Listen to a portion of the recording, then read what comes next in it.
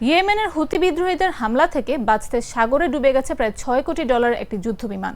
মার্কিন বিমানবাহী রণতরী USS Harry S Truman থেকে দেশটির নৌবাহিনীর একটি FA-18 সুপার হর্নেট যুদ্ধবিমান সাগরে ডুবে গেছে।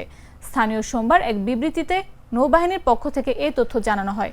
প্রাথমিক তথ্য অনুসারে এক মার্কিন কর্মকর্তা জানান, হুথি বিদ্রোহীদের হামলা এড়াতে রণতরীটি সরে যাওয়ার জন্য বাঁক নিয়েছিল। সেই সময় FA-18 সুপার হর্নেট যুদ্ধবিমানটি সাগরে পড়ে যায়। এর আগে সোমবার হুথি বিদ্রোহীরা বিমান বাহিনীর রণতরী ইউএসএস ট্রুম্যানকে লক্ষ্য করে ড্রোন ও ক্ষেপণাস্ত্র হামলা চালানোর দাবি করে। দীর্ঘদিন ধরে হুথিদের বিরুদ্ধে বড় ধরনের মার্কিন অভিযানে অংশ নিতে ওই রণতরীটি লোহিত সাগরে অবস্থান করছে। এই ঘটনায় এক নাবিক সামান্য আহত হয়েছেন।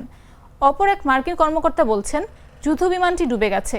নৌবাহিনীর দেওয়া তথ্য অনুযায়ী এক একটি FA-18 যুদ্ধবিমানের দাম $6 কোটি বেশি।